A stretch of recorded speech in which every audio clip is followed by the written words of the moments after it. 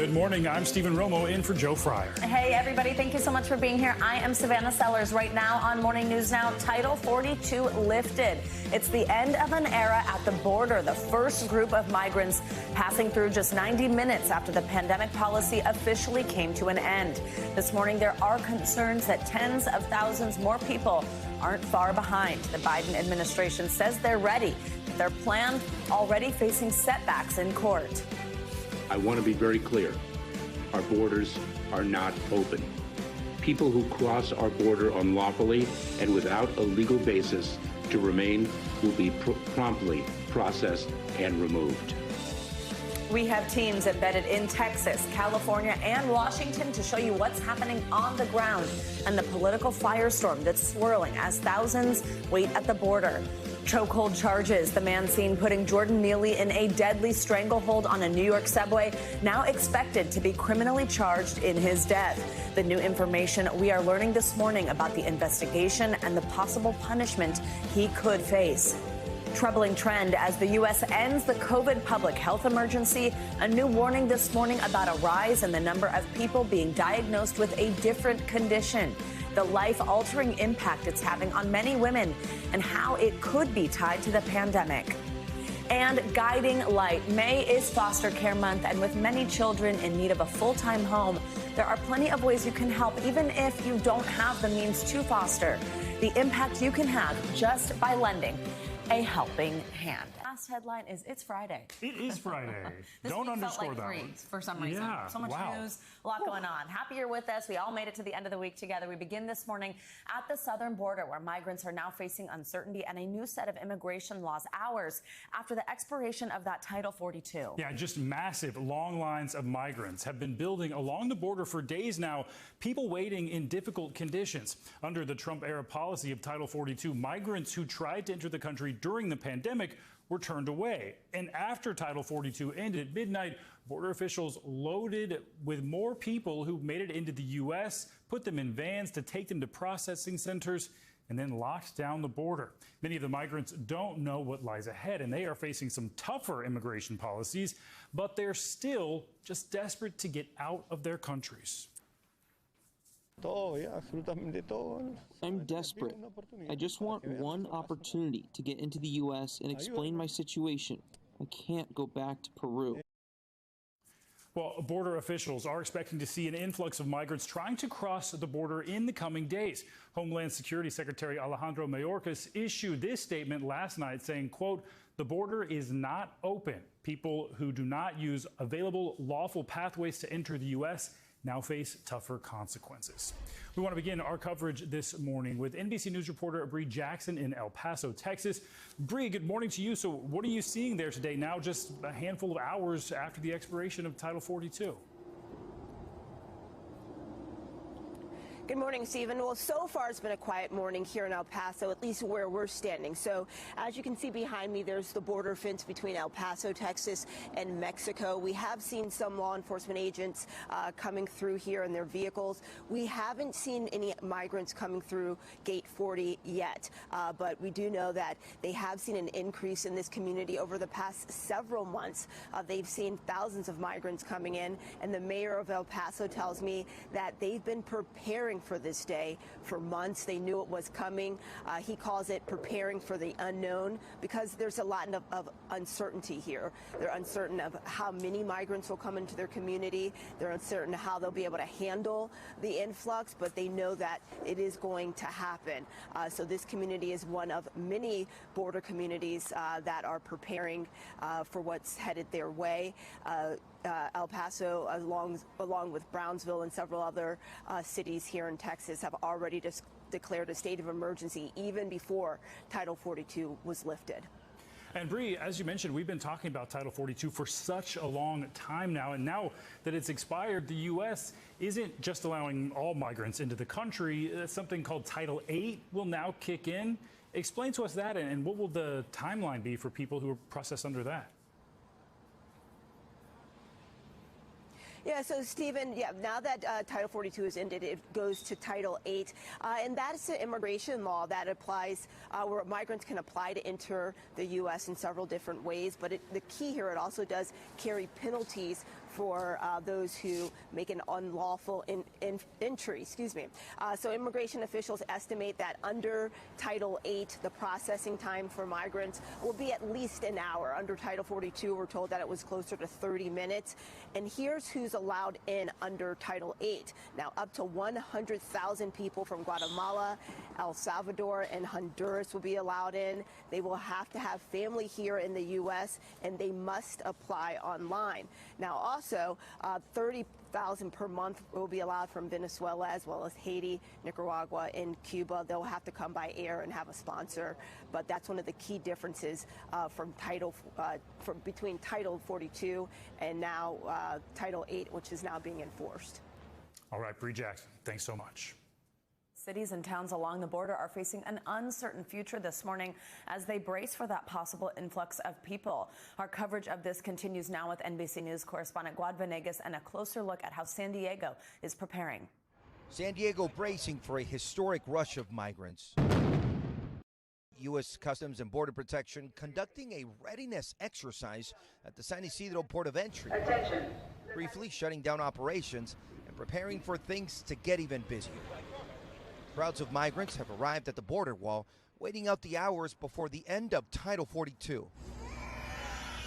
Local officials saying the number of people south of the border is many times what they are used to. There's 3,500 people sitting along that Tijuana border. Normally, a normal day is about 200 people. Hundreds here stuck in limbo, attempting to request asylum. They are in squalid conditions. This woman showing us a ticket Border Patrol handed her nearly a week ago. Tenemos que tener paciencia porque los albergues están saturados. And so are the processing centers where these folks will be questioned. Immigration officers making the evaluation on whether or not they're allowed to remain in the U.S. for now. Good afternoon. The Biden administration making it clear that the change in policy would be swift and sending a message to those planning their arrival. If anyone arrives at our southern border after midnight tonight, they will be presumed ineligible for asylum and subject to steeper consequences. We are conducting dozens of removal flights each week, and we continue to increase them. This man from Nicaragua, who was waiting to get across since January, turned himself into Border Patrol and was expelled back to Mexico with his wife and daughter. So he says he was never interviewed, he was detained, put in a vehicle, and then brought back. Another saying that he would keep trying to cross the border even if he's expelled. For those allowed to stay in the U.S. after being processed, help will be needed, many depending on local shelters, which tell us they are preparing for an influx with extra beds and donated supplies, but resources are limited. We're a county. We're not equipped to do this. We have very limited beds. We have very limited facilities. And so our best effort is to try to get them to family or to their sponsor as quickly as possible. The migrants released on a humanitarian parole expected to follow up with immigration courts and observe the process set by the Biden administration, which could take months or even years. Our thanks to Guad Venegas for that report. Now, Homeland Security has announced more than $300 million will be distributed primarily to border communities to help with this increase of migrants looking for shelter. Well, this morning, major cities across the U.S. are under states of emergency as several places are seeing that increase in migrants. As NBC News national correspondent Gabe Gutierrez explains, the suburbs are also now feeling the impact of the situation as resources are stretched thin coast to coast. New York City's mayor has been sounding the alarm over the migrant influx here for months. Now, his battle with suburban counties is intensifying. The migrant crisis is stretching far beyond the southern border, from Chicago, where immigrants are sleeping in a police station, to Denver, where they're packing into this parking garage and overwhelming this intake center. There's nowhere else for these refugees to go. New buses of migrants also arriving in Philadelphia and Washington, D.C., so-called sanctuary cities where local authorities have said they won't enforce federal immigration laws. Here in New York, Mayor Eric Adams is now sparring with the suburbs as he blames the Biden administration for the city running out of shelter space. The national government has turned its back on New York City. As the city receives up to 1,000 migrants a day, a plan to bus migrants to 2 surrounding counties has now sparked fierce backlash. I think it was an ambush. Did you feel blindsided? Yes, I felt disrespected. Teresa Kenny is the supervisor of Orangetown, New York, a quiet suburb some 25 miles north of Manhattan. Is this a case of not in my backyard? No. We have zoning laws because things are appropriate in appropriate locations. That's appropriate for a hotel. It's not appropriate for a homeless center, which will have up to 340 single adult males put in it suddenly. So local officials have gotten a temporary restraining order, even posting these sheriff's department vehicles outside of this hotel to prevent migrants from being bussed in. He doesn't know what to do with, and we don't want him up here. We're not a sanctuary city. In a neighboring county, the first migrant buses arrived, while in the city, emergency shelters like this one at a 1,300-room hotel just steps from Times Square are overflowing. This woman from Colombia tells us at first the conditions were rough, but they've gotten better. How long have you been here? 5. She's now been here 5 months. New York City budget officials estimate that by next year, caring for migrants, including housing them at hotels like this one, will cost taxpayers more than $4 billion. Back to you. Difficult situation there. Gabe, thank you. And we're going to stay on this still. Now to the White House, where the Biden administration is keeping an eye on the situation at the southern border. As we mentioned earlier, President Biden is shifting towards new immigration policies. For the latest, we are joined by NBC News Digital senior White House reporter Peter Nicholas. Peter, good morning. Thanks for being here with us. So first, just tell us what we can expect to hear or see from President Biden on this today, and tell us about this new plan, Title 42's replacement, Title 8. Well, President Biden has a meeting scheduled today with the president of Spain. So he'll have bilateral meetings and discussions that will involve Ukraine. But this issue is front and center for the White House right now. We saw Secretary Mayorkas come to the White House, Homeland Security Secretary come to the White House yesterday, try to explain this to reporters. And what we're seeing from the White House is really, I think, an attempt to shift the blame here to Congress, to say that, yes, there's going to be a surge in migrants trying to cross the southern border. Yes, it's going to be chaotic and messy, but it's really up to Congress to provide more resources to the government so that they can handle this influx, and also pass comprehensive immigration reform, measures that would provide, say, a path to legal citizenship for people living in the country illegally. And we haven't really seen Congress muster the will and the appetite to try to pass such legislation. So that's essentially the message coming from the White House. So before Title 42 expired last night, we had heard from Biden's Homeland Security Secretary, Alejandro Mayorkas. We played some sound from him throughout the morning, including him saying our borders are not open. Tell us more about what we heard and what he's focusing on regarding immigration as we move into this phase this morning.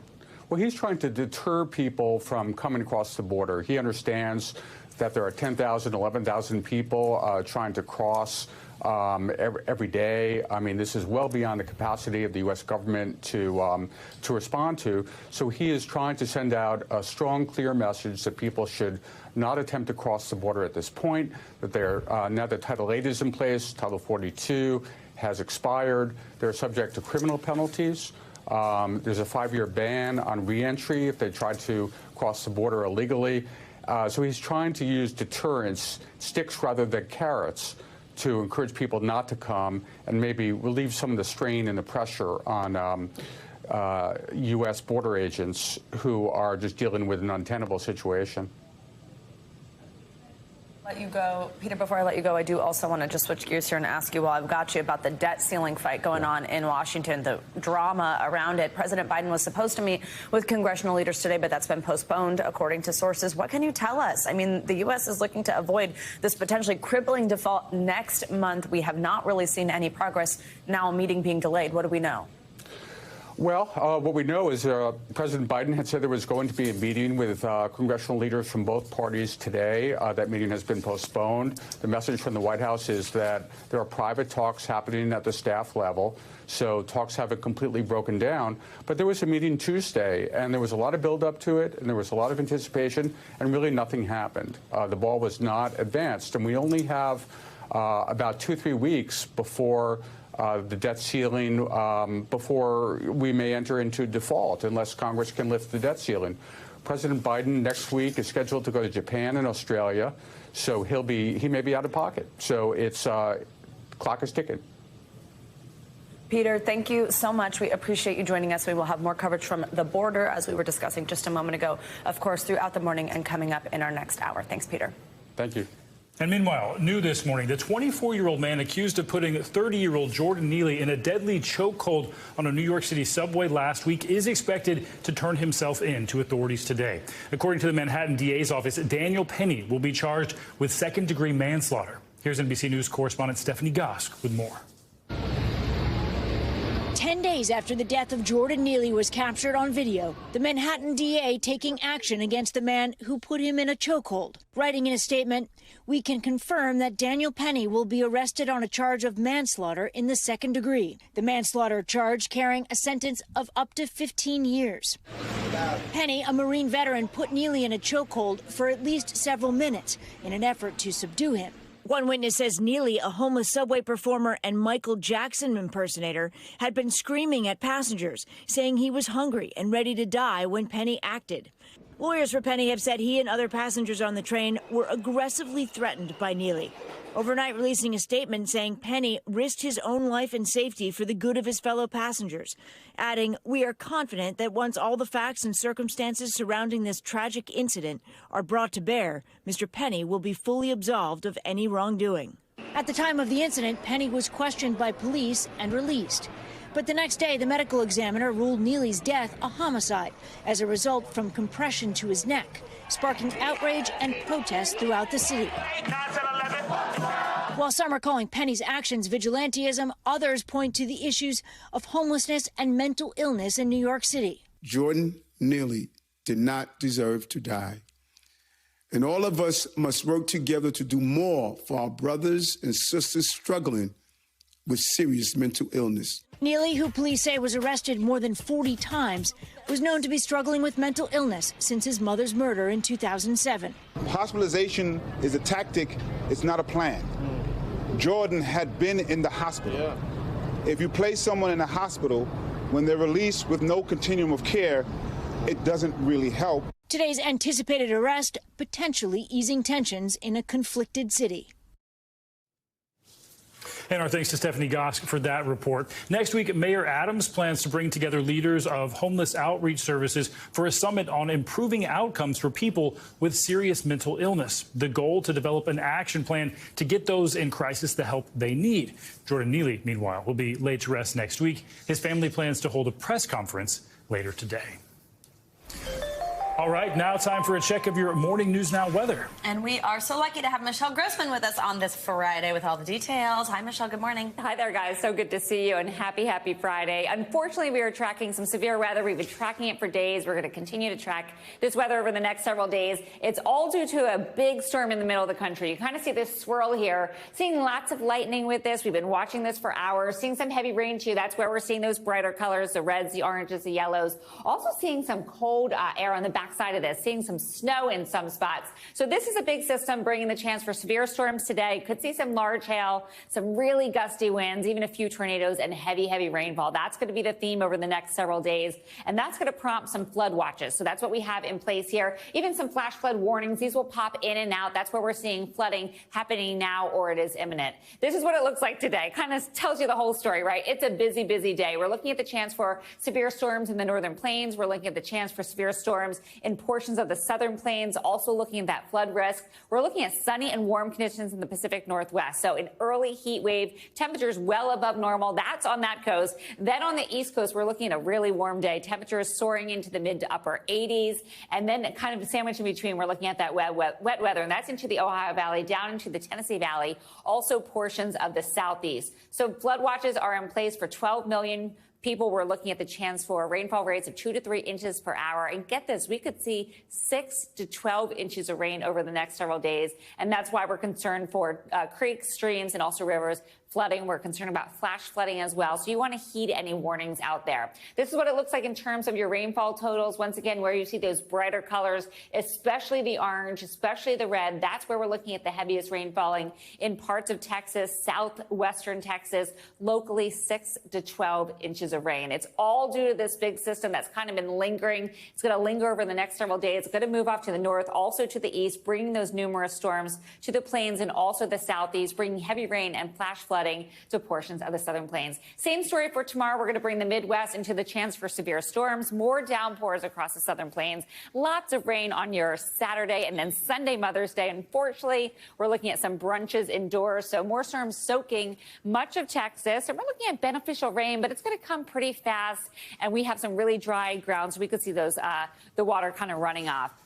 Let's talk about the severe threat because it's Friday. We get a little bit lax when this is into the weekend. So 20 million at risk for large hail. Could be baseball-sized hail. Winds gusting up to 60 miles per hour. That could cause some damage and also the chance of a few tornadoes. Where you see that orange, that's an enhanced risk. It includes Omaha. That's where we could see the likeliest spots for some large hail. But anywhere where you see the yellow, that's a chance of seeing those tornadoes. Here's that warm stretch. I'm going to Taylor Swift tonight. It's going to be hot. Temperatures in the mid to upper 80s. I don't think my outfit's going to go with the mid to upper 80s, but it's all I got. We're looking at temperatures 18 degrees above normal. And then we're also looking at a warm day tomorrow. So, yeah, tonight's the night, guys. Wow. It's not going to rain. But it's going to be 80. Michelle, I'm on the hunt right now for tickets that drop because, I went to Nashville, but now I need to get closer to her. I got to see her all that up. I did love the bathrobe situation. Thanks. Joe was so confused by that. Thank you. It was very practical. I was so comfortable. And it doesn't matter what I'm wearing. It matters what she's wearing and that I'm comfortable to take it in. It's so cute. It's so cute and so you, and you just rolled with the punches. It's so me. Right? But you just roll with the punches. Meanwhile, your husband's like, no, she doesn't. Yeah. Exactly. Yes, you do. How did you know that? Michelle, we love you. Stick around. I need to talk to you in the commercial. Okay. They will be talking, I guarantee that. Well, coming up, going green. The new climate push from the White House and why they say this policy could save lives. That is next.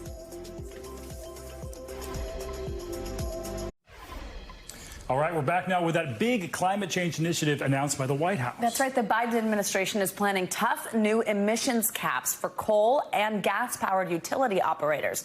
But several Republican states are threatening legal action. NBC News correspondent Tom Costello has more.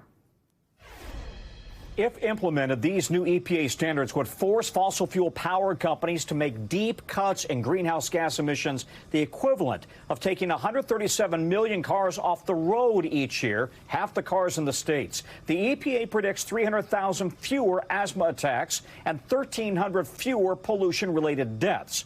President Biden wants to move the country from coal and gas power plants to clean energy, but the White House is facing serious pushback from Republicans, especially in West Virginia, with 90% of the economy dependent on coal. The Attorney General there tells me he will file suit to block the rule, arguing it would cost thousands of jobs and drive up electricity rates nationwide.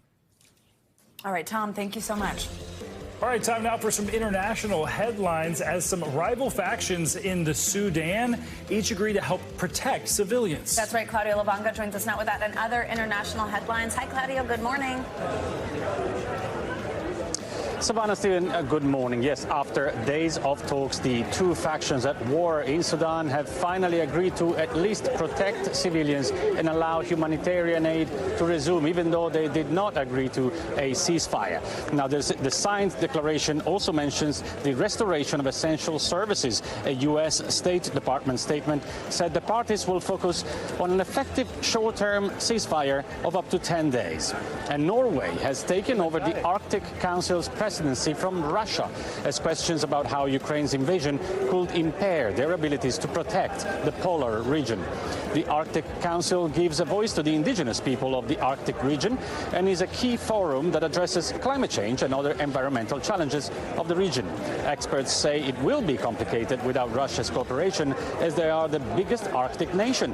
Norway has vowed to keep the Council's work moving forward as it assumes the rotating two-year chairmanship. And let's end this tour of the world with one man who's attempting to run the entire length of Africa until Christmas.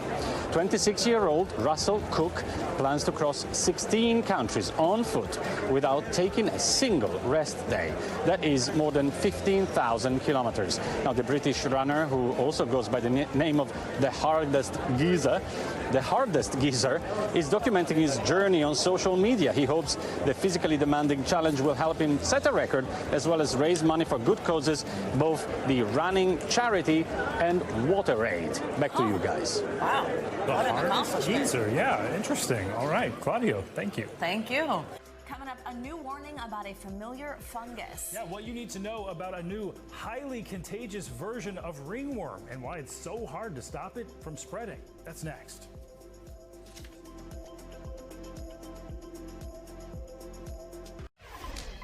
Welcome back. The World Health Organization has announced that monkeypox is no longer a global health emergency. Infections have been on the decline for the past 3 months, with countries reporting nearly 90% fewer cases compared to the previous 3-month period. Now, monkeypox was given the emergency designation back in July after a major surge in cases. According to the agency, 87,000 cases and 140 deaths were reported globally since January of last year. And while health officials declare an end to the monkeypox emergency, the CDC is tracking a possible new threat in the U.S. Yeah, 2 people in New York City have actually contracted a highly contagious and drug-resistant form of ringworm. It comes as more doctors report an uptick in patients taking longer to respond to traditional ringworm medications. NBC News medical reporter Erica Edwards joins us now for more details on these 2 cases. Erica, I know a lot of people are like, please don't show me more of those pictures, but let's talk through this. So what is ringworm exactly for people who've never experienced this? And what do we need to know about these 2 cases reported to the CDC? Yeah, good morning, Savannah. You know, despite its unfortunate name, ringworm is not actually caused by a worm. It is a fungus, and it spreads very easily through skin-to-skin contact. Now, usually, the rash is treated with topical creams. But this was not the case in these 2 women, these 2 patients in New York City. Excuse me. Creams did not help them. It took weeks of oral antifungal medications to actually clear their infections. Guys? And walk us through this situation, how we actually got here. What led to this actually getting drug resistant? I've seen like over-the-counter medications seem to be what people use to actually treat this. Is there concern that this difficult-to-treat form could spread to the general public? So one of these patients developed the rash while traveling in South Asia, which in the area of the world where fungal infections have become resistant to most drugs, just like we've seen with antibiotic resistance. Bacterial infections, it's the exact same issue when it comes to misuse, overuse of these drugs. They will lead to resistance over time. Now, I spoke with a dermatologist who discovered these 2 patients in New York City. He said that at this time, there was no threat to the general public. What are some symptoms of this, Erica? What should you do if you think you might have it? Yeah, so this is an extremely itchy red rash, usually circular with some plaques around it, and it's often clear in the middle. It can show up really anywhere on the body, also even in the scalp. Now, if you think you have it, contact a dermatologist. Doctors say that if you try to use those over-the-counter creams yourself, you might actually make the problem worse. What's more, again, we said this spreads very easily, even through surfaces. So wash your bed linens, your clothes, your towels regularly, and keep that affected area clean and dry in order to give some of the prescribed creams time to help the infection. Guys. Erica Edwards, thank you. Viewers at home, apologies for the early AM close-up shots of ringworm. We appreciate it. All right, well, there's a new trend on social media, and it's shining a light on a condition called POTS. The hashtag POTS has about 1 billion views on TikTok alone. Wow. This comes as experts say the nervous system disorder has been on the rise, particularly in women developing the condition after getting COVID. NBC News medical fellow Dr. Akshay Sahil joins us now with more on that, and he's going to tell us if we should be concerned about this, what it means. Hi, Dr. Sahil. Good morning. Good morning. Yes, Savannah. Over 1 million Americans have developed COVID or have developed POTS since the pandemic began. We spoke with a young girl who's been battling scary, life-changing symptoms since recovering from the virus. Take a look. For Jillian, symptoms started in June of last year. I would stand up and immediately feel dizzy and lightheaded. When you finally look at a calendar and start putting things together, you realize, wow, all of this started after she got COVID in June. What Jillian and between 1 to 3 million Americans have is a life-changing condition called POTS, or postural orthostatic tachycardia syndrome. Basically, it's a condition that can cause some scary symptoms, including dizziness, fainting, brain fog, heart palpitations, and fatigue, amongst others. And most cases are actually diagnosed in younger women in their 20s and 30s. What is it like for these patients? What are they telling you? How is it affecting their lives?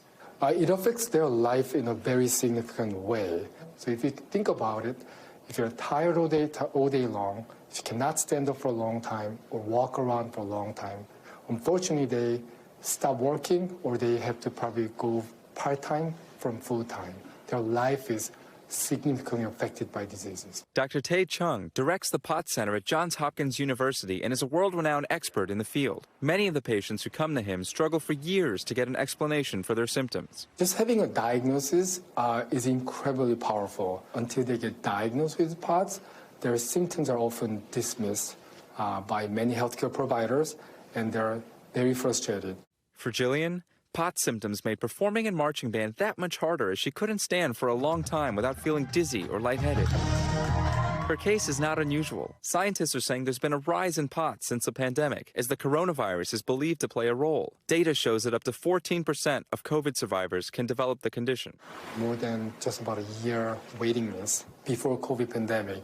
Now, after COVID pandemic, my waiting list has gone more than 2 years. The issue is, POTS isn't very well understood yet, and diagnosis and treatment can take months. We're going to start the tilt. POTS is typically diagnosed using a special test called a tilt table, where a patient lies on a table to see how different positions affect their heart rate and blood pressure. Now you can see 2 different monitors here. Your heart rate went by just less than 10 points, which is very normal. Although you feel like you feel a little went up there, but it's completely normal. So it went up by 10 points. In a POTS patient, what would you see there? I would see definitely more than 30 to 40 points up from their baseline. Not only is a special test typically used, there's a shortage of doctors who actually know how to care for people with POTS. In the U.S., there are only about 100 clinics specializing in this condition, and we don't yet have effective treatments besides hydration and a high-salt diet. But for Jillian, her best advice to those struggling: advocate for your own health, especially if you feel dismissed. My biggest message is just to listen to yourself and not let other people dictate who you are or how you're feeling. While there is no cure, the good news here is this condition can be manageable. Up to 80% of patients will feel better using a combination of diet and exercise to help reduce their symptoms. Guys? So really, really important information there. Thank you so much. We appreciate you coming by. Anytime. All right, coming up, more pain for Peloton. Yeah, why the fitness company is urging users to hop off some of its exercise bikes. Get this, recalling more than 2 million of them. Stay with us.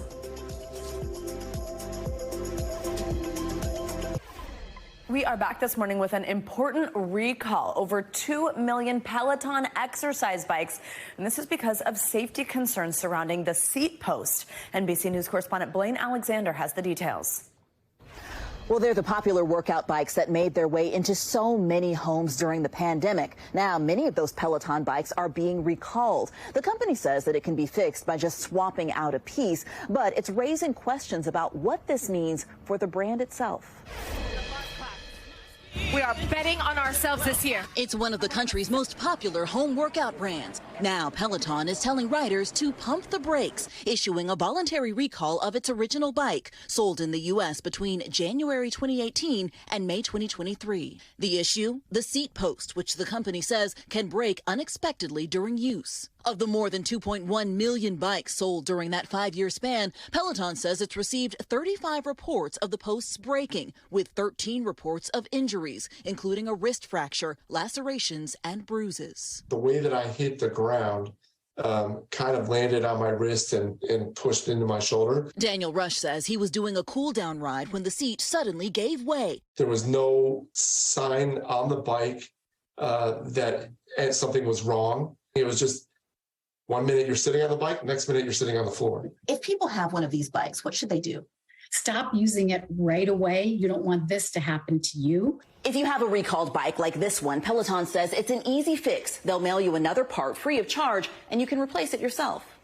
It's just the latest uphill climb for the already embattled brand.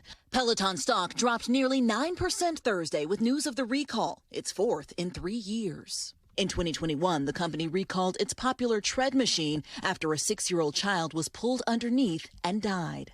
Last year, the company said it was slowing production due to reduced demand. Well, there are 2.2 million of these that are being recalled. It's a very popular exercise bicycle. Pay attention to this recall. And in its quarterly report, the company estimates this fix will cost about $8.4 million. Back to you. Our thanks to Blaine Alexander.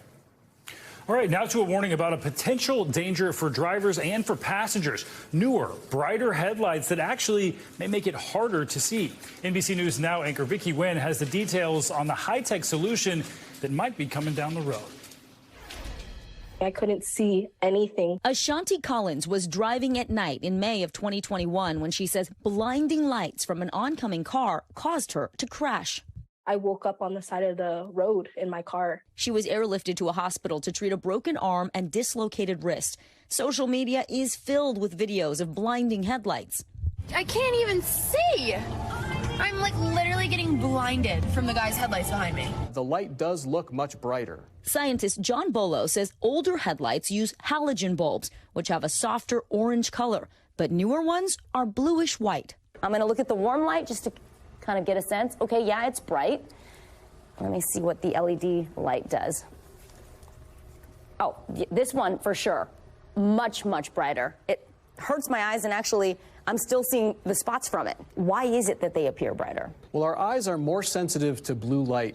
He shows me how the issue is magnified when a headlight is out of alignment, a common problem. Wow, so the LEDs are already quite bright, but when they're tilted up, you can't see anything else. This would be very dangerous if I were driving.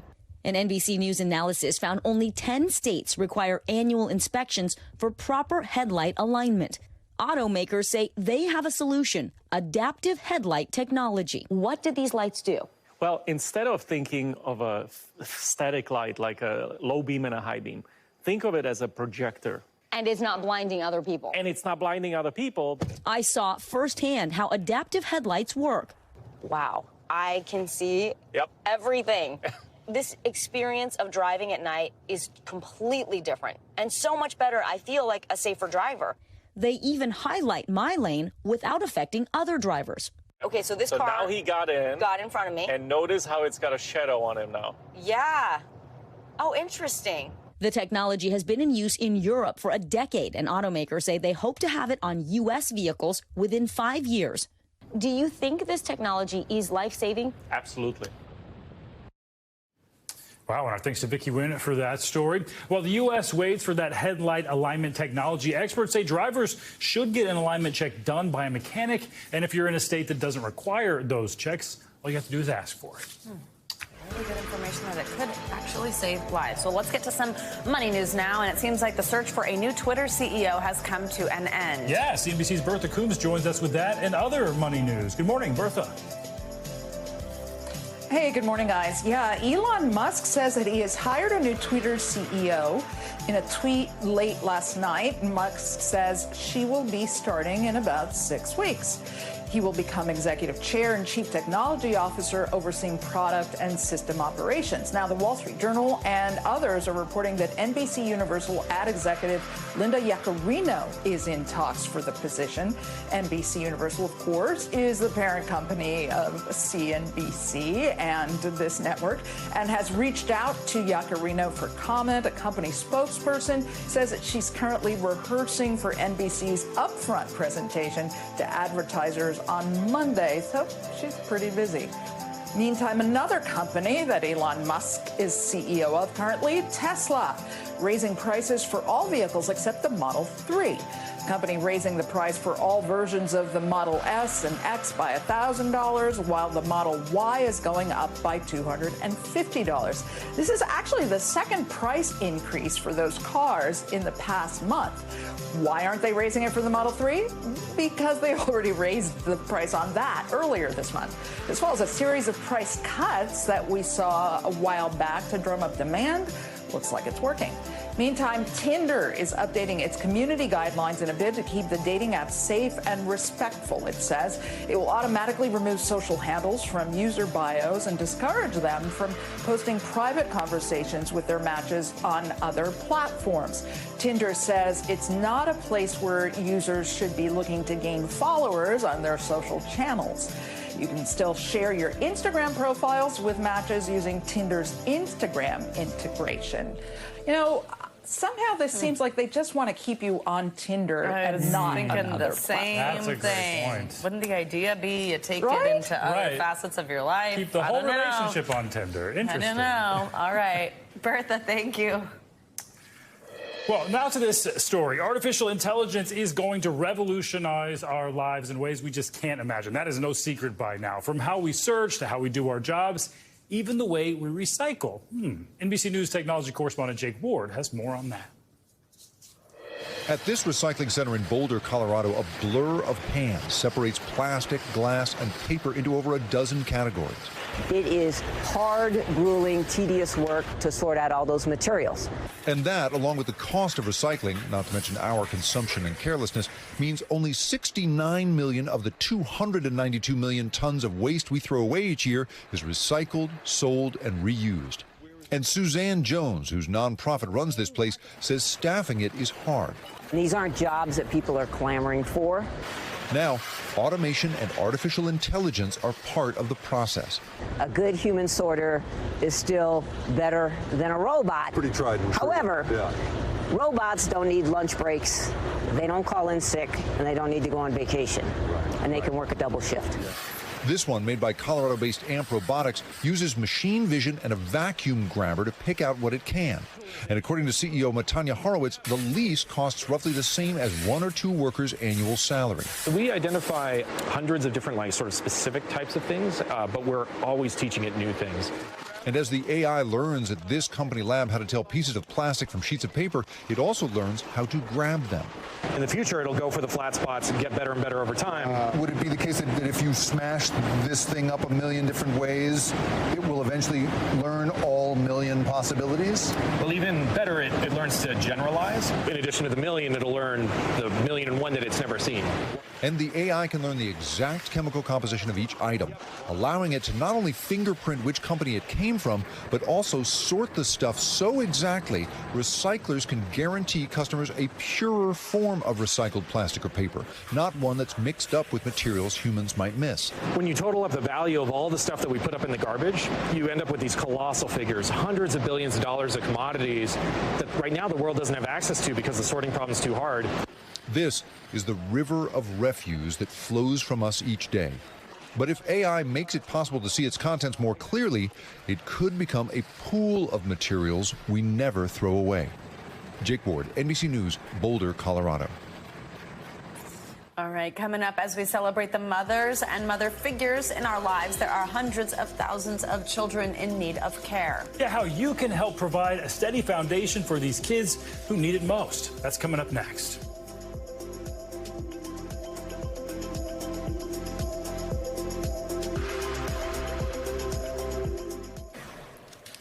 Welcome back. Sunny days on Sesame Street as they welcome their newest friend, TJ, who's also the program's first Filipino-American Muppet. TJ's debut comes just in time for AAPI Heritage Month in this week's show.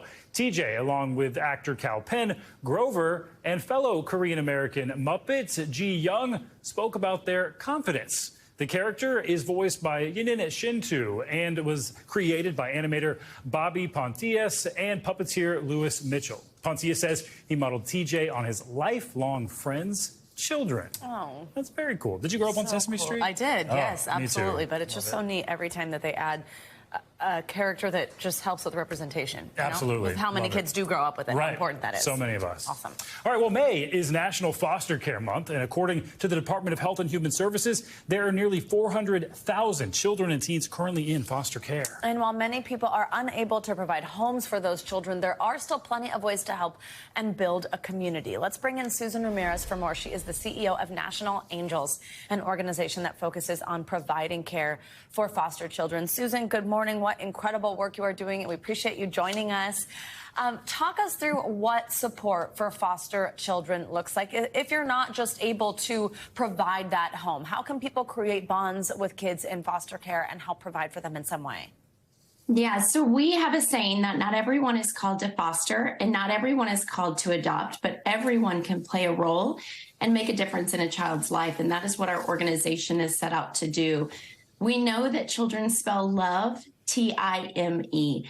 And so it's really about providing time.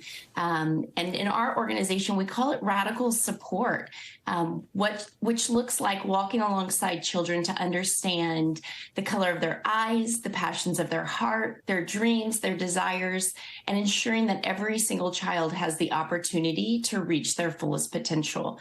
So we know that children in foster care will move several times, even within a 2-year span. So our organization is set out to walk alongside children in hopes that we help to create stability by doing homework and offering things like school clothes, supplies, and a whole array of other sorts of kind of support.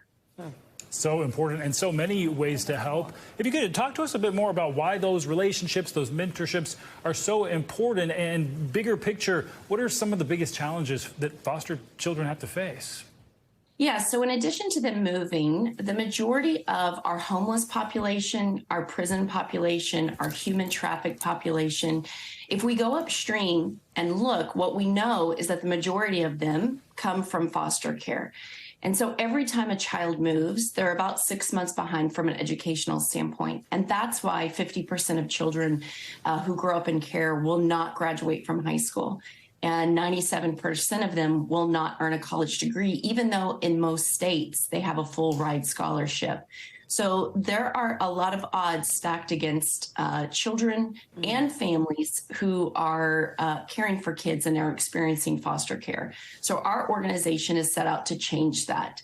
And through research, we see that that is actually what is happening. Children are staying in place when families are supported and children are supported in a really unique way. And Susan, we're talking through a lot of the difficulties that these children who have to move so many times and lack that stability go through. But it's also tough, of course, for the families who are providing that physical space, who are obviously giving in a financial way to these children. How can we help support those families, the families who are opening up their homes? Yeah, so we hear that the number one need from families is community.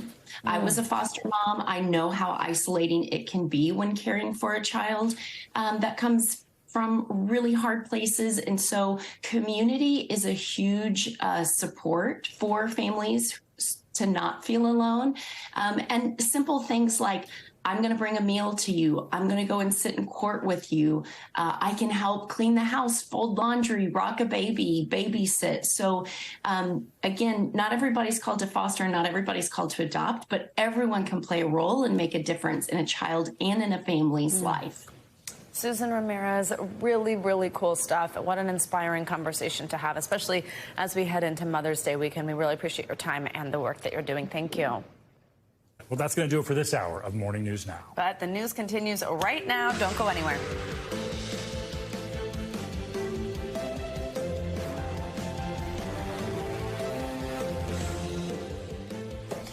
Good morning, everybody, and happy Friday. I'm Savannah Sellers. So glad Friday is here. So glad you're here. I'm Stephen Romo in for Joe Fryer today. And right now on Morning News Now, lifted. This morning, America's border crisis is in the spotlight as the pandemic-era restriction known as Title 42 expires. We're on the ground with the latest scenes of desperation and frustration as the Biden administration works to get a handle on the influx of migrants. Plus, signs of hope this morning as an El Paso pastor looks to provide some safety for those who need it most. And from the subway to the courthouse here in New York this morning, The man who put Jordan Neely in a deadly chokehold on the subway days ago is now expected to face manslaughter charges. We've got more on how New Yorkers and city leaders are responding.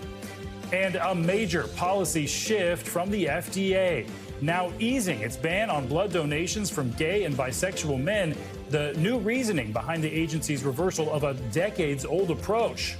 And an ode to mom. Sunday is Mother's Day, and later in the hour, we'll take a closer look at the mental health struggles some may face around the holiday and how social media can actually help.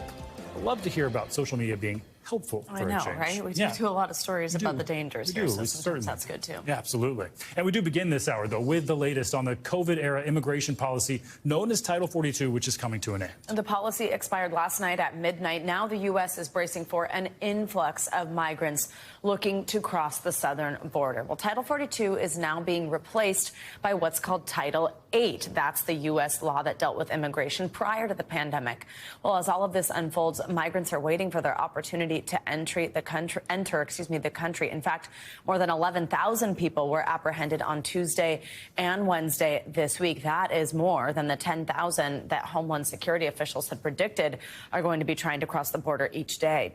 NBC News Homeland Security correspondent Julia Ainsley begins our coverage. She is in El Paso, Texas. She has been in El Paso, Texas for us throughout the week reporting. Hi, Julia. Good to see you. So this first group of migrants passed through the border in El Paso just about an hour and a half after Title 42 expired. Tell us the scene and tell us what it's like this morning where you are now.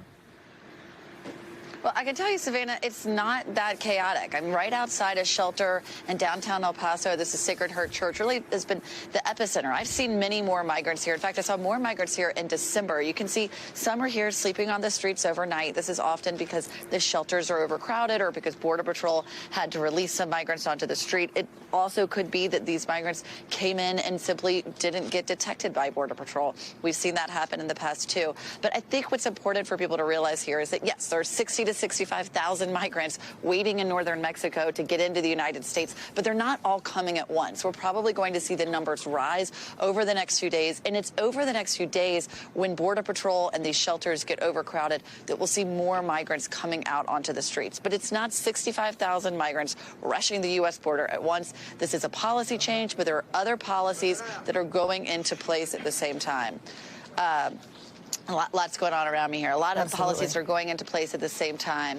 And so those will also increase restrictions on asylum, making it harder to claim asylum under the new policies. Even if you pass through a country on your way to the United States, if you did not first claim asylum there, you could be ineligible. So it's a question now to see, will it actually be harder to get into the United States under those rules? But I'm told it will take longer to process. And that, again, is when they would worry about overcrowding and having to release more people onto streets like this in El Paso, where they say they do need more help from the federal government. Yes, so Julia, let's talk about that overcrowding and releasing. In fact, part of our reporting this week has been that the Biden administration had wanted to begin releasing some migrants into the U.S. with no court date and also no way of tracking them rather than them having to check in each day, which was part of the previous process.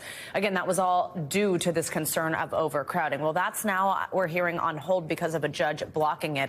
What do we know?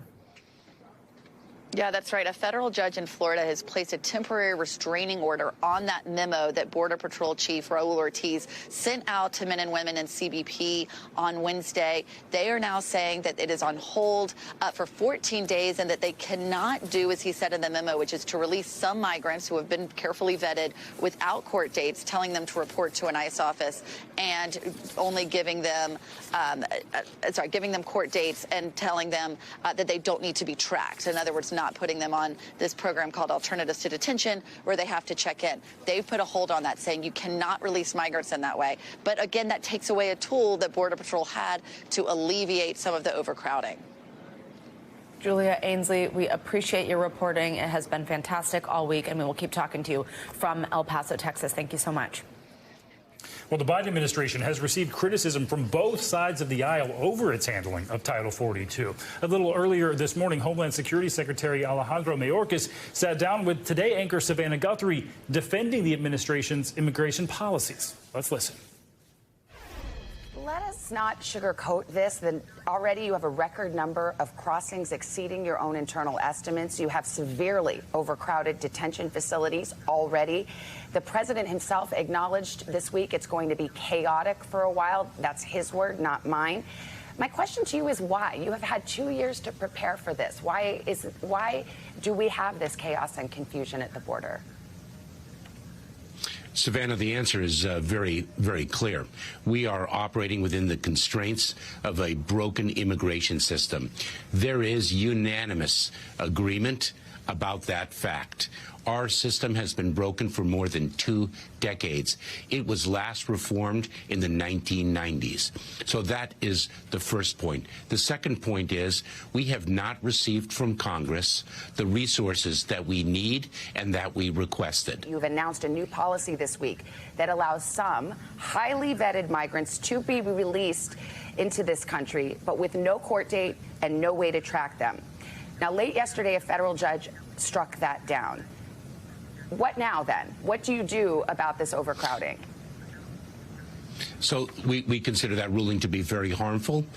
The procedure that we were executing is something that other administrations have done. These individuals are screened and vetted, and then they are released and then placed into immigration enforcement proceedings. The Department of Justice is, of course, considering its options with respect to the court's ruling. Well, the end of Title 42 is, of course, putting a strain on migrant shelters in cities along the border. Many migrants are in need of basic living essentials like food, water, and clothing, and churches are stepping in to help. Well, Timothy Perea, pastor at New Life Faith Center in El Paso, Texas, joins us this morning. Timothy, it is wonderful to have you with us. Thank you so much for joining us. We understand that you have been volunteering for the past few months, actually, ahead of the lifting of Title 42, helping the migrants in your city. And I mean, you know, just by the numbers, obviously, most Americans do not live along the southern border. So I'm wondering if you can just put this in context for people who are watching from elsewhere in the country. What has it been like in the lead up to this in a border city? Is it something that you've been regularly faced with, thinking about? What have the challenges been? Yes, and I want to thank you, first of all. Good morning, Savannah. How you doing today? And happy Mother's Day for those who are out there. The thing that we face here as an NGO nonprofit is that we have a lot of misinformation, false pretense for these particular immigrants. Our responsibility as a church, though, is to provide that welcoming spirit. You know what? You don't have food in your stomach. You don't have any liquids. We're here to provide the essentials. And then, of course, give them an education of they're here. I mean, they travel 7 to 9 countries. They're already here. And I tell all of the local support communities, you know, it is a challenge for El Paso, but we're ready. We're a community that not only embraces or are pro-immigrant, but, you know, we have the hard desire to serve the less fortunate. And I understand that you are not receiving any funding. Is that right for the work you're doing? You're just providing everything through donations that you receive. So tell us, what resources do you provide for people who are coming to the U.S. without anything with them? What is needed for these people? Well, we're not going to wait for, you know, any funding or anything that we're requiring from the government, right? Because we see the need at hand.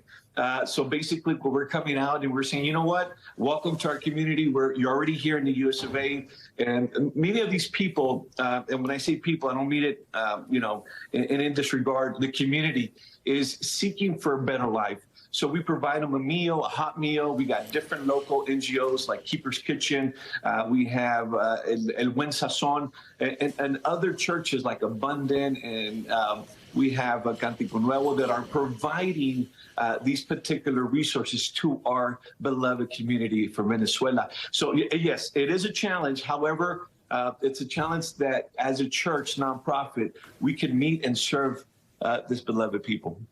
And Pastor Perea, if we can talk just about some of the complaints that we have heard from areas like where you are in El Paso, that, you know, migrants are overrunning these border cities and sleeping outside in the streets. We just saw that behind my colleague Julia Ainsley. We're seeing that now on our screens. There's safety concerns that come along with that, and migrants running into streets or crowding cars, trying to be the first to get donations because they are so scarce. All these reports we're seeing. What do you say to those reports, and what have you seen? What are solutions? Well, I mean, I side with that particular complaint. And not only do I side, but also want to provide a solution. I'm not going to wait for the city officials or even our beloved mayor to say, you know what, here's this amount of funds towards your NGO. No, what we got to do is step up to the game and say, you know what, these people are living in the streets. One of the words that I've used throughout our interviews, it's inhumane, and to have these people on the streets sleeping on rocks, making beds out of carton board. And it's something that is reality towards our city here in El Paso. So one of the things that I want to mention to you really quick, Savannah, and thank you very much for giving me the opportunity, is that these people are left with nothing. They've traveled so many countries. They get here, and then they're like, what's next, right? So what we do as a church, we provide them the hope, of course, the preaching of the gospel. But beyond that, we also provide education, because they're in a new country. They don't even know what a crosswalk is. They don't. So local officials have been doing a great job as far as crowd control, making sure that they're allowing us to go in there, feeding these people. And let me give you an example. This past Sunday, we fed about 800 people out there that didn't have any liquid in their system, no hot meals. Pastor Timothy Perea, thank you very much for your time this morning. And I think no matter what side of this issue you stand on, it's obviously fantastic to see you just helping other humans who are in your city. We appreciate your time very much this morning. Thank you. God bless. Well, other cities across the U.S. are feeling the effect as they also see an influx of migrants heading their way. In Chicago, more than 8,000 migrants have arrived since last summer, with a couple hundred more arriving each and every day now. NBC News correspondent Shaquille Brewster joins us from Chicago with more on the situation. Shaq, good morning to you. So what are you seeing in Chicago, and where are the migrants going there to try to find help? Well, city officials, volunteer organizations, those on the front lines are saying Chicago is at a breaking point. You keep hearing this phrase, at capacity. You mentioned about 8,000 migrants have come to Chicago since August, have been sent here, including, and it's about a pace at about 100 to 200 migrants a day, according to city officials. What's that doing is it's straining resources, including places like at places like the one behind me, police stations. You have migrants in lobbies sleeping on the floor. You have at park districts, at field houses, migrants sleeping on the floor in those areas, forcing community members to open these makeshift shelters. There's a strain for food, there's a strain for housing, and there's a strain for medical assistance. I want you to listen to what one person, a medical student who's been volunteering to assess some of these migrants, listen to what she told me. What conditions are you seeing? So predominantly what we've been seeing are things like the common cold, migraines, headaches, joint pains. Some people have, they've been sleeping on the floor, they've been sleeping on mattresses, and so just like kind of common aches. I've seen a lot of kids, and people are really grateful for the time that you give the kids, and also, they're not having a good time right now. I spoke to one couple who came here from Venezuela, Anderson and Yardales. They said that they walked much of the way. They went on trains before they got to the U.S. border, went to Denver first, was sent to Denver first, then came to Chicago. They don't have family here. They're looking for work, but it just gives you a sense of the struggle that so many people are facing here. Wow, a struggle and a lot of desperation there, Shaq. And I know Chicago city officials have said they're limited when it comes to resources that they are able to provide these migrants. So what are some of their concerns? That's right. They're saying they're at capacity. They're looking and scrambling to find more shelters, more places to house these folks who are coming to Chicago. I want you to listen to a little bit of a conversation I had with the executive director of a food pantry here that's been collecting supplies, collecting some of the food that has been donated to migrants, because they're saying while they want to help, they just don't have the resources to be able to help as many people as necessary. Listen here. Chicago, being a sanctuary city, has really stood up and tried to do its best. But we have a city that doesn't have an infrastructure already to support people that are chronically homeless or adequately. And so that makes it very, very hard. These are hard problems that don't take 2 minutes to solve. They're very complex problems. And that's why you have Chicago's mayor declaring a state of emergency. She's saying that the problem will get worse before it gets better. More money and more resources are coming to address this issue, but just not quickly enough. Guys. All right, Shaq, thanks so much. Well, new this morning, just moments ago, Daniel Penny, the man accused of putting 30-year-old Jordan Neely in that deadly chokehold, has turned himself into police this morning. The Manhattan DA announcing yesterday that Penny will face second-degree manslaughter charge. That's right. You're seeing him there on your screen as Stephen just said just moments ago, turning himself in. The charge follows a week of tensions and protests that spilled across the city, all sparked by this video of the moment that Jordan Neely lost his life, and a warning now that the video you are about to see may be difficult to watch. Yeah, you can see Daniel Penny there on the floor of that subway car last week, allegedly putting Neely in that chokehold that, of course, as we know now, would later cause him to pass out and then never regain consciousness. NBC News correspondent Stephanie Goss joins us now with all of this. Hi, Stephanie. Good to see you. Good to see you. So, like we just said moments ago, tell us about this charge and what happens next. Yep. So there was Daniel Penny, 24-year-old former Marine, turning himself into the 5th precinct here in New York City. Later on today, he's going to be arraigned, where he will most likely enter a plea. The single charge is manslaughter in the second degree. This is a charge that carries a maximum penalty of up to 15 years, and it's used when someone recklessly causes the death of another person. We did receive a statement from Daniel Penny's attorney overnight, and he said when Mr. Penny stepped in to protect himself and his fellow New Yorkers, he risked his own life and safety. The unfortunate result was the unintended and unforeseen death of Mr. Neely. We are confident that once all the facts and circumstances surrounding this tragic incident are brought to bear, Mr. Penny will be fully absolved. The defense will be that he was in self-defense. He said that they were, quote, aggressively threatened by Jordan Neely on that train, not just Daniel Penny, but other riders on the train. And of course, there have been so many strong opinions about this, so much outrage just about the timeline that it's taken to get here, criticism from the justice system, but also from politicians for not speaking out. What are we hearing about that? Yeah, and we saw those protests, and those protests almost uniformly were about let's get criminal charges. The most recent over the weekend, the pretty dramatic pictures of a subway station where people stood in front of a train and actually blocked a subway line, calling for criminal charges. You had other officials calling for charges as well. The mayor of the city notably did not. He said, let's let this process play out. Our sources had told us they were going to convene a grand jury before charges, and that the case would be heard by the grand jury. But that process has been pushed down the road a bit. They went straight to charges. It was a bit of a surprise yesterday to hear from the district attorney's office about this charge. All right, Stephanie Goss, thank you so much for reporting on this unfolding story for us. You're welcome. Well, over in Washington, the highly anticipated debt ceiling meeting between President Biden and the top 4 congressional leaders has been rescheduled. The meeting was supposed to be held today, but has now been postponed until next week. A White House spokesperson said staff will continue working and that all principals agreed to meet next week. A source familiar with the gathering said the delay was, quote, a positive development, adding that the meetings are progressing, but it wasn't the right moment to bring back principles. The delay comes as the debt ceiling deadline is estimated to be June 1st, which, of course, is inching closer. Former President Donald Trump is appealing the verdict by a federal jury that found him liable in a civil case brought by E. Jean Carroll. The New York jury unanimously found Trump liable for sexually abusing and defaming Carroll and awarded her damages of roughly $5 million. Carroll accused Trump of raping her in a department store dressing room in the 90s and then defaming her when he denied her allegation as a, quote, complete con job. The jury did not find Trump liable for rape.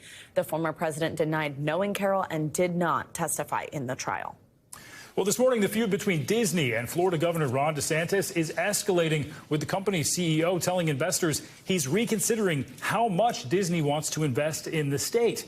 This as DeSantis moves closer to entering the 2024 presidential race. NBC News national correspondent Gabe Gutierrez has the latest. Hey there, Governor DeSantis plans to visit Iowa tomorrow in what is widely seen as one step closer to announcing a presidential run. But his ongoing feud with Disney is making new headlines.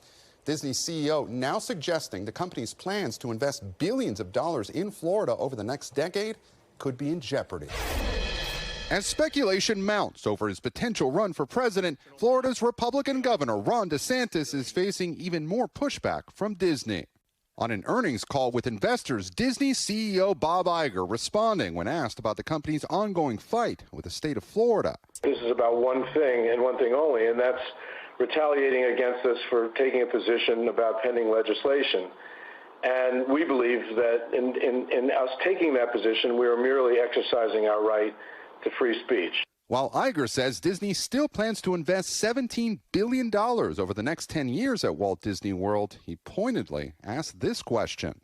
Does the state want us to invest more, employ more people, and pay more taxes, or not? The battle began last year when Disney opposed the Parental Rights in Education Act DeSantis signed that opponents labeled the Don't Say Gay law.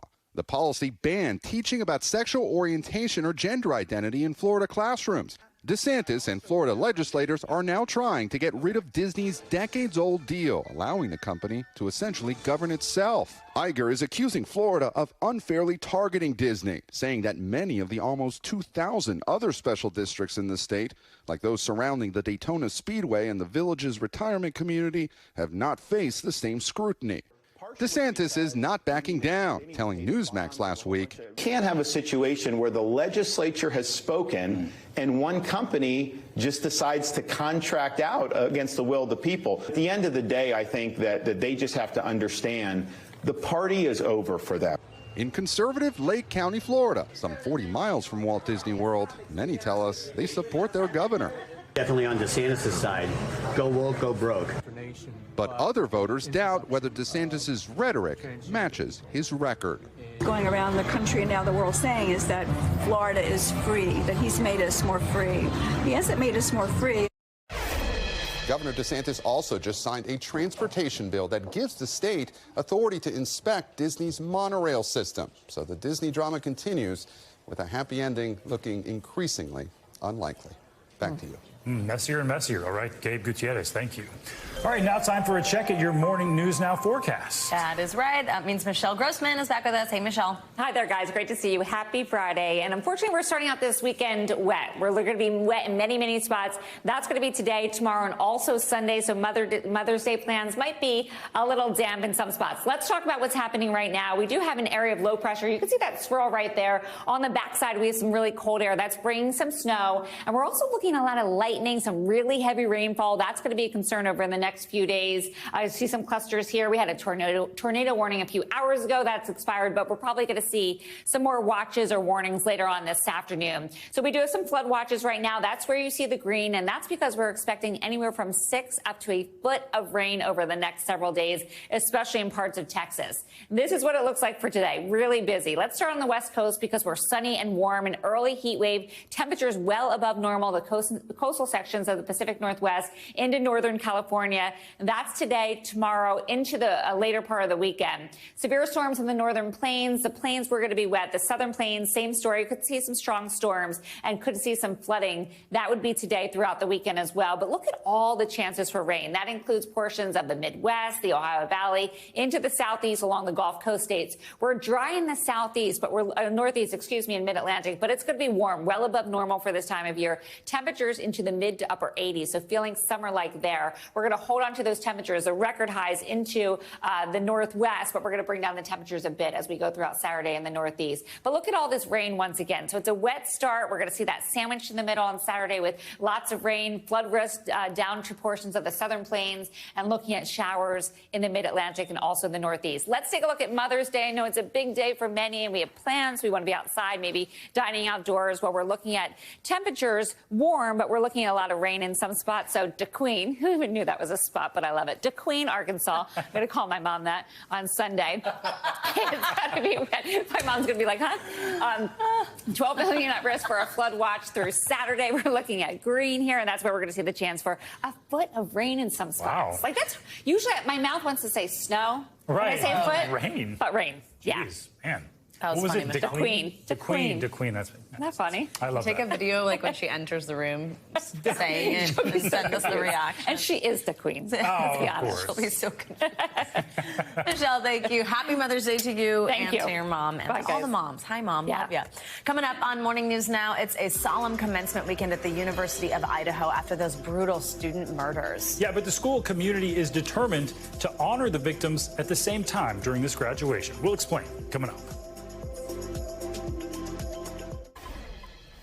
Welcome back. Graduation ceremonies at the University of Idaho begin tomorrow. Yeah, but this year the school is set to honor those 4 students who were brutally murdered back in November with posthumous degrees. NBC News correspondent Stephen Patterson joins us now from Moscow, Idaho, with more on this. Hey, Steve, good morning.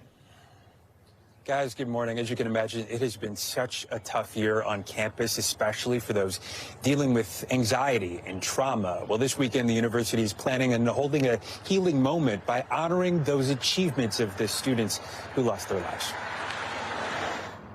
On campus, spring is all around, offering a sense of relief as a difficult year comes to a close. But for many, their traditional grad celebrations are tinged with sorrow for the students who lost their lives. We're going to remember those 4 individuals and remember the legacy they left on and just kind of take that and move forward.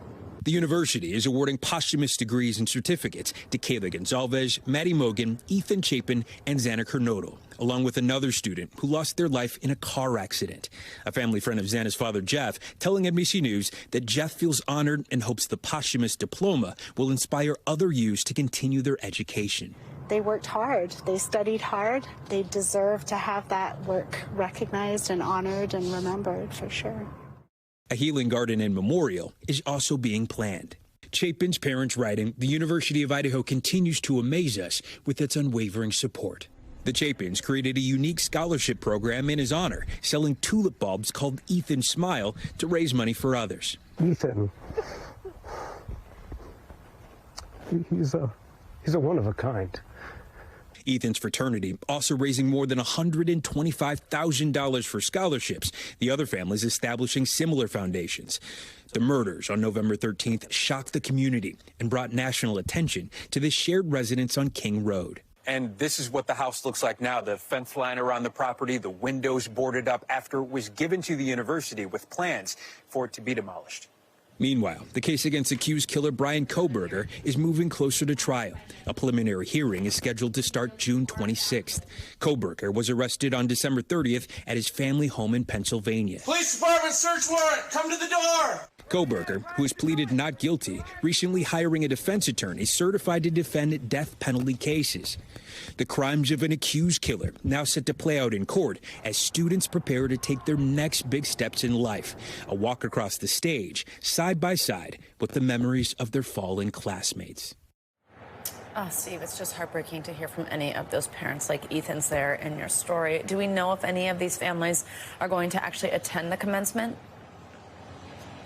No, Savannah, we haven't heard word from the families if they plan to attend or not. We, of course, know that Kaylee and Maddie were set to graduate this year. We also know the families really appreciate that everything the university has done, but we also know there's a lot of pain still here.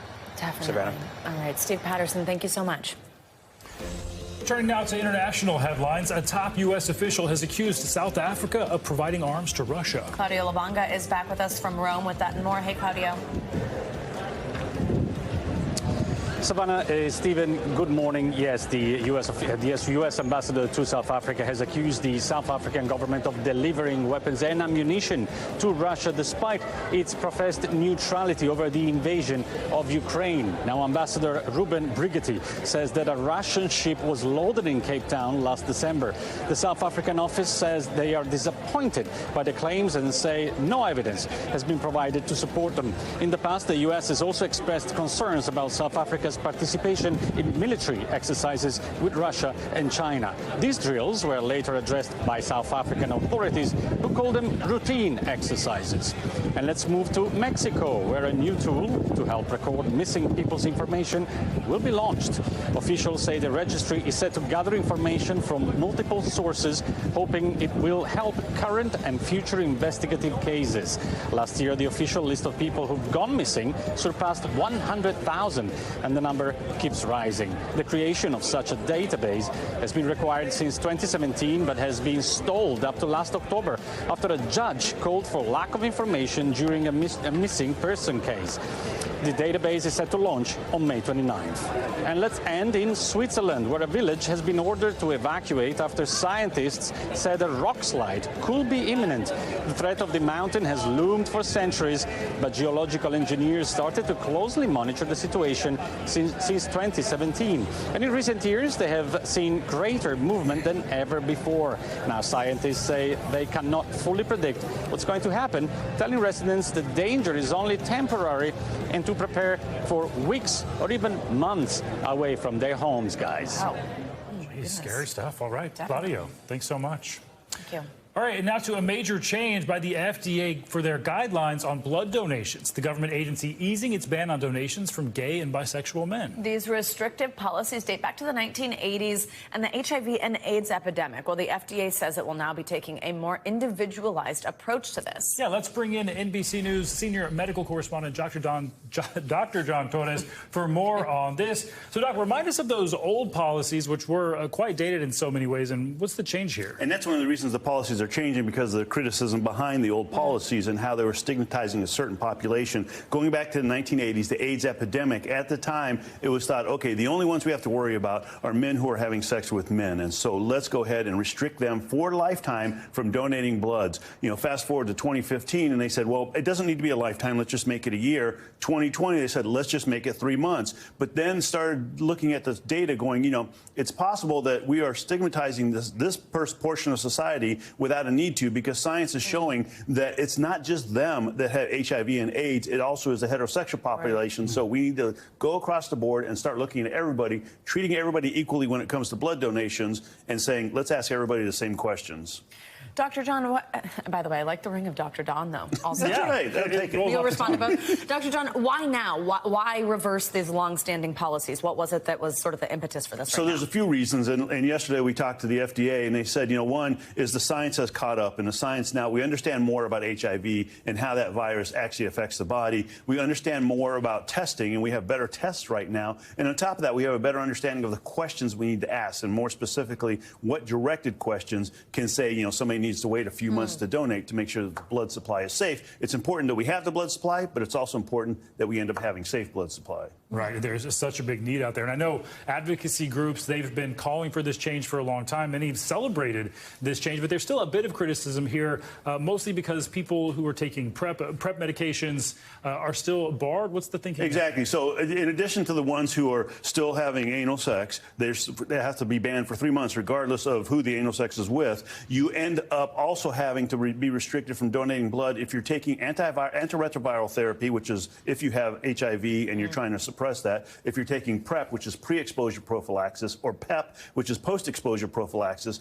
the FDA is saying, you know, if you're taking those medications, your viral load is so low, our tests can't detect it. What critics are saying is, you know, you cannot pass it on to another person if you're taking those medications. FDA's pushback is saying, yes, that is true through sexual activity, but not true through blood donations, because it is such a large supply of blood that the virus could be in there. We couldn't detect it, but it could still affect somebody.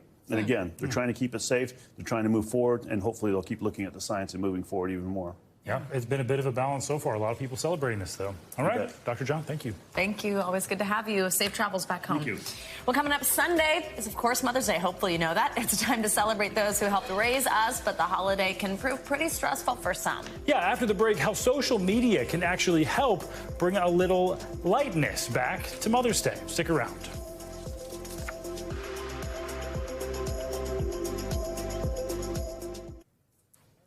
Welcome back. If you still need a reminder to get that gift in the mail, this Sunday is Mother's Day. Actually, it's probably too late for mail, unless you're going to overnight that. Hopefully you live near your mom if you forgot. Yeah, you got to run that over. This holiday, though, is often seen as so joyful because it's a time, of course, to celebrate moms, but it isn't always happy for everyone. Yeah, of course. We want to acknowledge that many mothers and mother figures can struggle to find happiness on a day, which can be painful for all sorts of reasons. We're going to talk about both sides of this with psychotherapist and reporter Dr. Robbie Ludwig, a friend of the show as well. It's always always great to see you. Great to be here. And happy Mother's Day to you. Thank you so much. And happy Mother's Day to you or your mothers. I know. We're not parents quite yet, but yes, our mothers, exactly. So let's start with the happy side of this and just, I mean, what, especially speaking as a mom, but just what is this day like to be appreciated, be the focus? How much does, just saying thank you to mom matter? It feels so good because sometimes motherhood can be a thankless job. We don't expect our children to run around saying, thanks, Mom. We appreciate you every day. So it's this one moment to really appreciate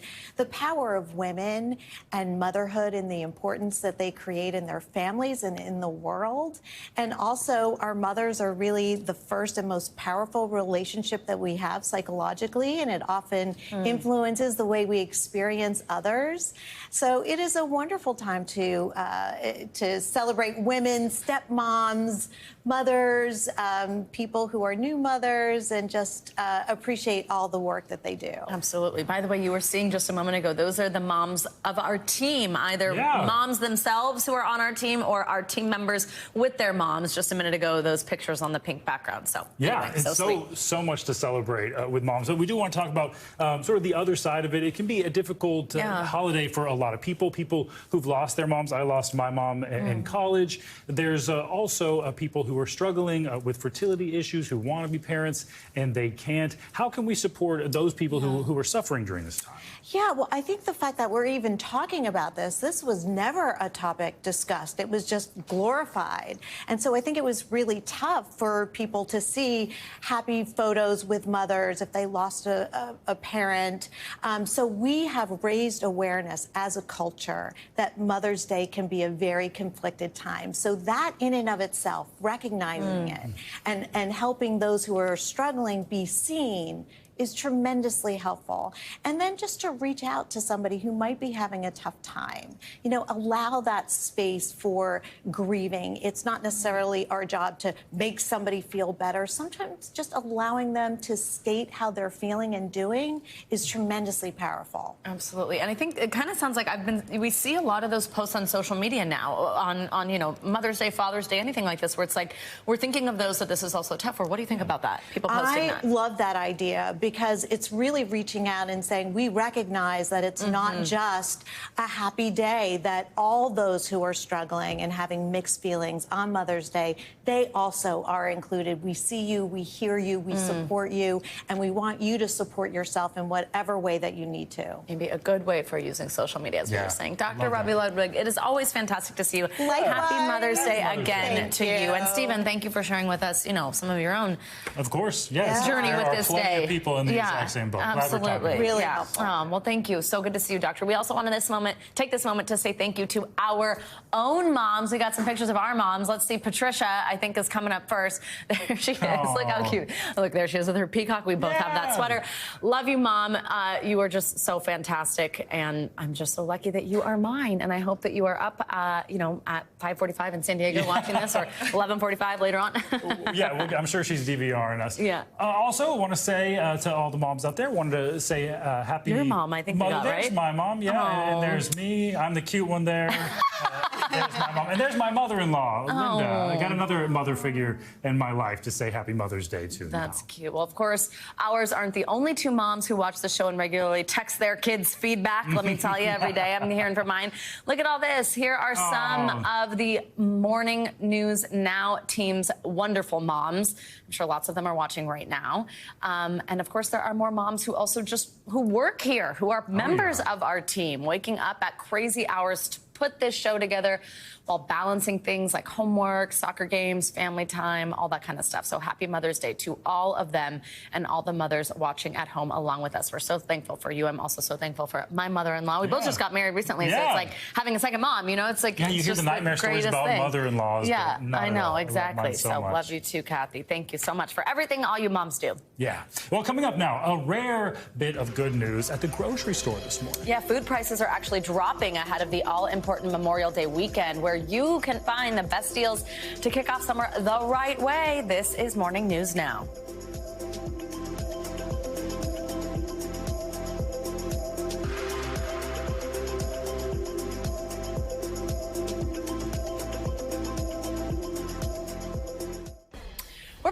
some good news for your wallet for a change, and it's coming just in time for Mother's Day or your Memorial Day barbecue. Yeah, we love to hear that. The cost of food has dropped for the second straight month, with basics like milk and eggs leading the way, but also some summer staples too, like hot dogs. Hot dogs are more than a summer staple for me. They are a favorite Year-round. food. They are a year-round favorite food. I'm not even kidding. NBC News correspondent Sam Brock joins us now from Florida with more on this trend. Hey, Sam, good morning.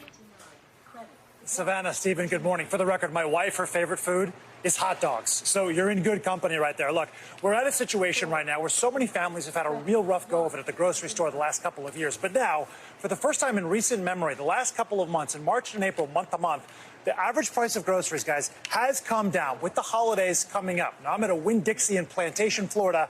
I assembled some breakfast foods here for you, just to give you a sample of what's going on right now. Bacon has dropped substantially. Chicken is about the same. Hot dogs, the aforementioned hot dogs, have come down. Hamburgers actually up a little bit, but if you look at the full picture right now, this sizzling inflation that we're seeing is finally showing signs of cooling off. For families who have watched grocery bills take an oversized bite out of their budgets. 509. Like Chris Roberts and his 3 kids, the last 2 years have been tough to swallow. We used to spend $30 a day, and now it's closer to 60. But months of double-digit food increases appear to finally be easing. So even not going up anymore, even just stable, does that make a difference? Absolutely. Give some hope. The Bureau of Labor Statistics shows food-at-home prices fell modestly month to month in March and April, the first time the benchmark has actually come down since September 2020. In South Florida, some parents trying to capitalize ahead of the Mother's Day and Memorial Day holidays. Are you guys planning on having a big family meal? We normally do. I am very much so looking at the buy one, get one ribs behind you. With so many eyeing savings, here are some items in your cart that now cost less. Eggs have cracked their pricing surge, falling 1.5% after a nearly 11% drop the month before. Milk prices are down 2%, the biggest decrease in more than 8 years. And fruits and veggies dipped 0.5%. Thinking about firing up the grill? Barbecue staples like hot dogs are 2.9% cheaper, but ground beef for burgers and chicken are slightly more expensive. Certain areas, certain commodities are still strong. Certain have weakened, such as poultry and pork. Owner John Alfano at Doris's Italian Market in Sunrise, Florida, walking us through your best deals. You mentioned chicken and poultry. Yes. Better value here? Definitely. Compared to beef, poultry is much more reasonable right now. Chicken wings are probably the best bet right now price-wise in the poultry market, and great for grilling. As for key tips to save even more, consider buying the store brand. Winn-Dixie says its private label can be around 20% cheaper. And look ahead of time online at what deals stores are doling out, So like Brianna Williams did. If I had a taste for something, but next week it's going to go on sale, I'll wait and buy it when it's buy one, get one free. Now, month to month, we mentioned the grocery prices have come down. Some people might be looking at their bills and thinking, wait a minute, but are we below where we were before the pandemic? No, guys, it's been actually about a 7.1% increase year over year, which sounds bad. However, compared to August, just a few months ago, that was 13.5%. So we're moving in the right direction. Slow progress, but progress nonetheless. Savannah and Stephen? There you go. Still some hot way to go dogs there. is just Yeah, what pick I'm us up thinking some about. hot dogs there, Sam. Yeah. Hot dogs. Got 'em. This is the key All right here. Prepared. All right. All right, Oh, Sam, thanks so much. That's always Thanks, fun. guys. All right, financial headlines now. Cities wanting to become America's next big tech hub will be able to apply for financial help soon. That's cool. Yeah, very cool. CBC's Bertha Coombs joins us with that. And the other money news. Good morning, In the morning. Bertha. There it is. Good morning. We think about money all the time, certainly at CNBC, not just in the morning. But this morning, the Commerce Department is launching the application process for U.S. cities to receive $500 million in grants to become tech hubs. Money is part of the CHIPS and Science Act, which was signed by President Biden last year. It aims to boost investment in new technologies such as artificial intelligence, which is all the rage now, quantum computing, and biotech. Tech investment has mostly been concentrated in a few cities, Austin, Texas, Boston, New York, San Francisco, and Seattle, and they've benefited. Now they want to spread the wealth. Meantime, Meta Platforms is jumping on the AI bandwagon. It will start testing ad tools that can create content such as image backgrounds and variations of written text. A select group of advertisers will be invited to experiment with them in what the company is calling the AI sandbox. Meta plans to integrate some of the features into general purpose ad products later this year. And Lyft is ending pooled or shared rides, the latest change by the company's new CEO to try to compete with Uber. He says the problem with pooled rides is that they take people out of their way.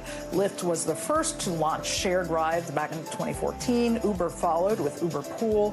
Lyft is now focusing more on airport rides, which account for about 10% of all trips. It will now give customers the option as well to hail a Lyft the moment they land. You know, airport rides are also much more profitable because they tend to be longer. So that's one of the areas they want to focus on. I can't believe what it costs to get home from the New York airports these days. Shocked every time. Okay, I guess so. Yeah. Ugh. All right, Bertha, thank you so much. That's going to do it for this hour of Morning News Now. But the news continues right now, so don't go anywhere.